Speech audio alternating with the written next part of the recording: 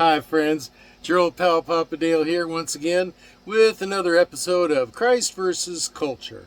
This is the video series that explores the meaning and implications of 1 John 2:15, which says, "Love not the world, neither the things that are in the world. If any man loves the world, the love of the Father is not in him."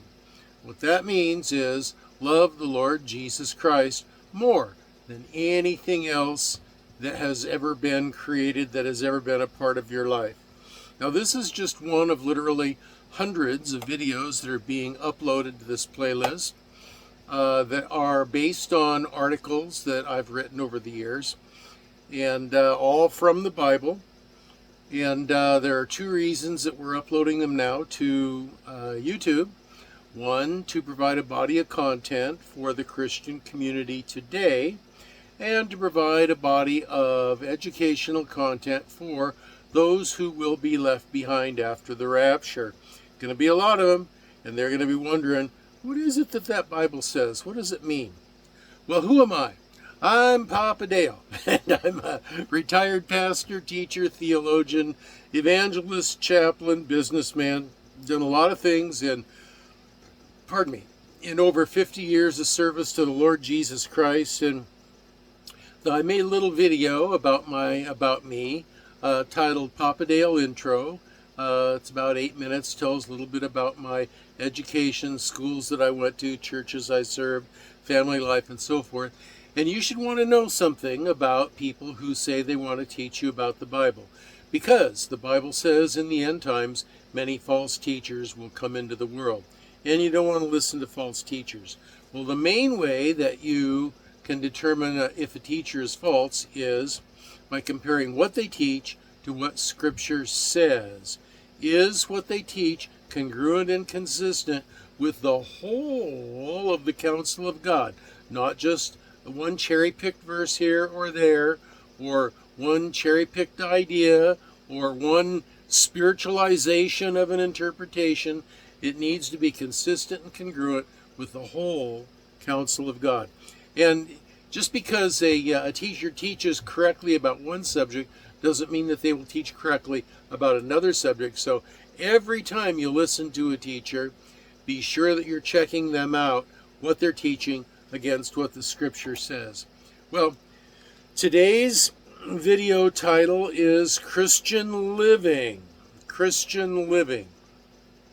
Many people have asked about my life and what I do in terms of the way I live my life. So I put this together. This says Christian living. Many people are troubled with bad thoughts or dreams. You just kind of press in on them. We all have heard the truism from the computer world: garbage in, garbage out. The Bible version of that is, "For out of the abundance of the heart, the mouth speaks." And the mouth can't speak until the brain engages it. So if your heart is full of things that are not so good, garbage in, it's going to be garbage out in your thought life, in your dream life.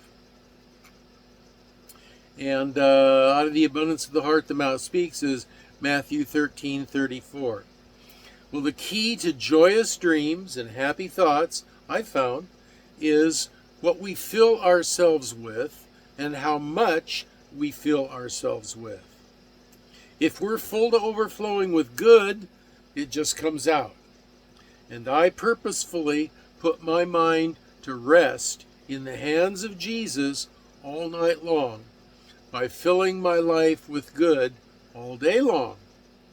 So here's a routine I do every night. The words vary some, but they're close to this. I lay in my bed and I pray, "Holy Father, thank you." Right there, that's two things that people don't do nearly enough, recognizing that God is absolutely holy and thanking Him. That's why I start off that way. Holy Father, thank you for all you are and all you do, for your great love and your great plan, for choosing me that I might be your friend for all eternity. You are astonishing. May you increase my love for you and for your word. May my understanding and wisdom grow. Inspire me and enable me to be a conduit of your truth to others. Thank you for your blessings to me, both temporal and eternal. Thank you for my home, for transportation, for food, for drink, for the finance to pay for my needs. Thank you for my companion, Bandit. Thank you for my family and friends. I pray for your presence in each life. I ask that the Holy Spirit would draw those among them who don't know Christ as Savior into a meaningful, full-faced understanding of their need for Him, and teach them the means to accomplish that. For those of us who do know Christ as Savior, I pray that the Holy Spirit will lead us more deeply into sanctification and Christ-likeness. I lift up before your throne of grace those among us with special needs, and then I mention those people by name and their need individually. I lift up my Christian brothers across the world who suffer for their commitment to you under persecution and hardship. According to your will, comfort them, strengthen them, embolden their witness for Christ, and Lord, if it is possible, ease their pain. I lift up the spirit of revival and ask for a great harvest for your name's sake. O Lord, thy kingdom come, thy will be done on earth as it is in heaven, in Jesus' name. Then what I do is I control my thoughts. Mentally, I review the spiritual lesson I learned today. Usually my days are involved in studying the Word, listening to Christian videos, writing messages that are then translated into YouTube videos. And I repeat the teachings that I want to keep top of mind in my head after I'm done praying.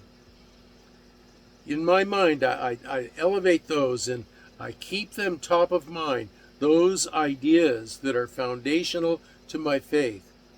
One example might be the Nicene Creed. I repeat memory verses. I do this until I drift off to sleep. If I finish all that I can remember and I'm still awake, I start over. I want my mind to be ruminating on the Word of God, on the blessings of God, on the goodness of God. And the end result is I typically will have pleasant, good dreams, usually God-centered. Now, I highly recommend this activity to everyone. I recommend that you write it out for yourself and that you review it and you adjust it as the Holy Spirit leads.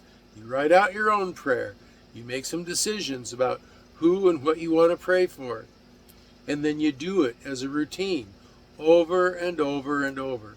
And you have a list of scripture verses that you want to memorize. And you repeat those to yourself during the day at some time. And then try to remember them at night as you fall asleep. And that will give you peace as you sleep. Now, I hope this gives some folks a direction and a process that will be helpful to you. In Jesus' name.